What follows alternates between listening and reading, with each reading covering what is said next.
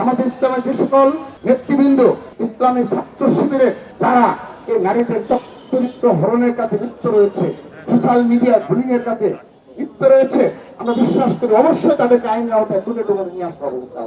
তারা ভাবে যে নারীদেরকে গৃহবন্দী করে রাখতে হবে, তাদের কোনোভাবেই কর্মক্ষেত্রে যেতে দেওয়া যাবে না। তাকে অবশ্যই অবশ্যই এই নারীদের কাছে ক্ষমা চাইতে হবে। যদি ক্ষমা না চান তাহলে আমরা আবারও বৃহত্তর কোনো কর্মসূচিতে বাধ্য হব। অনেকেই মনে করে থাকে যে নির্বাচনের আগে এ ধরনের কাজ তিনি করবেন কিনা। তাদের যে দৃষ্টিভঙ্গি বিগত 5 আগস্টের পর থেকে পুরো বাংলাদেশের যারা সহজ সরল মা বোন রয়েছে আমাদের, বিশেষ করে প্রত্যন্ত অঞ্চলে, গ্রাম অঞ্চলে, সেখানে তাদের নারীদের গিয়ে এ ধরনের বক্তব্য পেশ করে বলা হয় যে আপনাদের ঘর থেকে বের হওয়া যাবে না, আপনারা যে গৃহিণী হিসেবে রয়েছেন এটি নারীদের থাকতে হবে, আল্লাহর রাস্তা থাকা এটি একটি নিয়ম, এবং ইসলামকে প্রতিষ্ঠিত করতে হলে আপনাদের ঘরে থাকতে হবে। এই ধরনের বক্তব্য কিন্তু জামাতের লোকজন দিয়ে থাকে।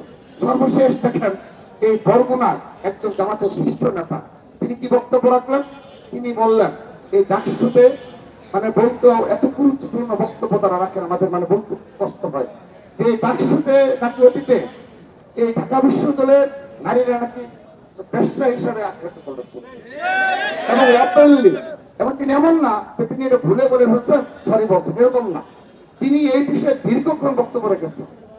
অর্থাৎ তাদের দৃষ্টিভঙ্গি এটা। এবং আপনারা আরেক বিষয় লক্ষ্য করবেন, এই জামাতে ইসলামের যারা নেতৃবৃন্দ শীর্ষ এবং বিশেষ করে আপনার নারী নেতৃবৃন্দ যারা রয়েছে ভাষায় ভাষায় যাচ্ছে, তাদের কোনো ভিডিও ফুটেজ আপনারা পাবেন না। তারা কি বক্তব্য রাখছে তাদের কোনো বক্তব্য আপনারা পাবেন না। যদি তাদের বক্তব্যগুলো আপনারা সংগ্রহ করতে পারেন, আপনি দেখবেন এই শফিকুল ইসলাম, শফিকুর রহমান, তাদের আমির যে দৃষ্টিভঙ্গি পোষণ করেন, যারা কর্মক্ষেত্রের জন্য কর্ম করে নারীরা যারা বেঁচে রয়েছে, তাদের বিষয়ে তাদের বক্তব্য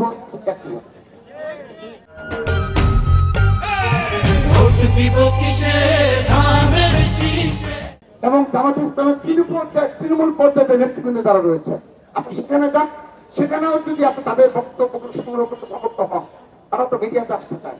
তৃণমূলের তাদের তো স্ট্রাকচার রয়েছে, নিয়ম রয়েছে, ওই যে মুক্ত যে ঢাকা বিশ্ববিদ্যালয় ওপেন হলো মাত্র হয়তো 10 জন 11 জন, তারা নাকি শিবির, আর কোনো শিবির নেই ক্যাম্পাস, ওই 10 জন 11 জন তাদের কমিটি, অর্থাৎ এরাই বক্তব্য দিবে। কারণ বাকিরা যদি বক্তব্য দেয় তাদের বক্তব্যে এই যে শফিকুর রহমান যে ভুলটা করেছে ঠিক একই ধরনের বক্তব্য তাদের উঠে আসে এবং তারা এটা লালন করে।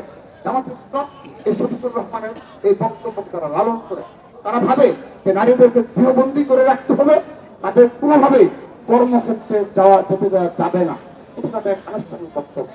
সেজন্য তার এ ধরনের কুরুচিপূর্ণ বক্তব্য এবং বিগত 1.5 বছর ধরে 1.5 বছরের অধিক সময় ধরে জামাতে ইসলাম এবং ইসলামী ছাত্র শিবিরে ধারাবাহিকভাবে নারীদের নিয়ে যে কুরুচিপূর্ণ সোশ্যাল মিডিয়াতে যে কুরুচিপূর্ণ আচরণ বারবার তিনি এই নারীদের চরিত্র হরণ করা, আমরা তার প্রতিবাদ জানাচ্ছি এবং আমরা তার দৃষ্টান্তমূলক শাস্তির দাবি জানাচ্ছি।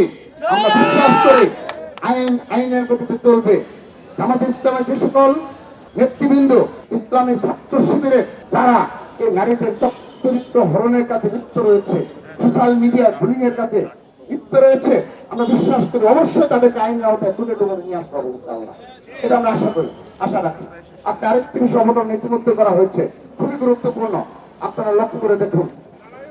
যদি শহীদ ইসলাম কায়েম করেছে তিনি যুগের পর যুগ, কিন্তু মৃত্যুর সময়ও তিনি যদি এই শিবিরের বিরুদ্ধে একটি বক্তব্য দিয়ে থাকেন, দেখবেন যে তাকে বলা হয় যে তিনি মনে হয় ইহুদিদের দূষর হিসাবে তাকে আখ্যায়িত করা হয়।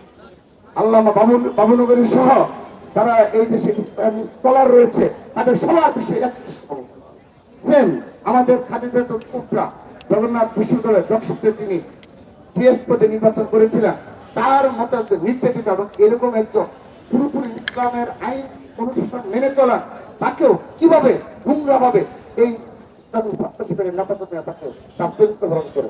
ঠিক একইভাবে আমাদের বোন তন্নি 5 আগস্ট জুলাই আগস্টে গণঅভ্যুত্থানের যে পটভূমি যে রচনা হয়েছিল, যে ছবি মাধ্যমে পুরো বিশ্ব হতবাক হয়ে গিয়েছিল, সেই তন্নিকেও তারা কিন্তু ছাড়ে নাই, কারণ শিবিরের বিরুদ্ধে কথা বলেছে। অর্থাৎ নারীদের বিষয়ে তাদের যে দৃষ্টিভঙ্গি, এই দৃষ্টিভঙ্গির বাহিরে সবচেয়ে তিনি ব্যক্তিও যদি কোনো বক্তব্য দিয়ে থাকেন, তাকেও তারা ওই ইহুদিদের দূষণ হিসেবে আখ্যায়িত করে, ইসলামের বিরোধী শক্তি হিসেবে তাদেরকে আখ্যায়িত করা হয়। তো সেজন্য আমরা মনে করি জামাত ইসলাম রাজনৈতিক ভাবে এই বাংলাদেশে যদি সামান্যতম শক্তি অর্জন করে, এটি শুধুমাত্র নারী সমাজ নয়, এই বাংলাদেশের সবকিছুর জন্য হুমকি হয়ে উঠছে। আমরা স্পষ্টভাবে বলছি, আমাদের এই প্রতিবাদের বক্তব্য হলো তাকে অবশ্যই অবশ্যই এই নারীদের কাছে ক্ষমা চাইতে হবে। যদি ক্ষমা না চান, তাহলে আমরা আবারও বৃহত্তর কোনো কর্মসূচিতে বাধ্য হব। আপনি যতই সংবাদ সম্মেলন করে এই 12 ঘন্টা পরে বলেন না যে পাসওয়ার্ড চেঞ্জ হয়েছে, সেটি এই ছাত্র সমাজ জানে, সেটি বাংলাদেশের জনগণ, সচেতন জনগণ বুঝে গেছে। সেজন্য আপনাদের নিকট আহ্বান জানাচ্ছি, আপনারা অবশ্যই এই জামাত ইসলামের আপনি অবশ্যই অবশ্যই আপনাকে ক্ষমা চাইতে হবে।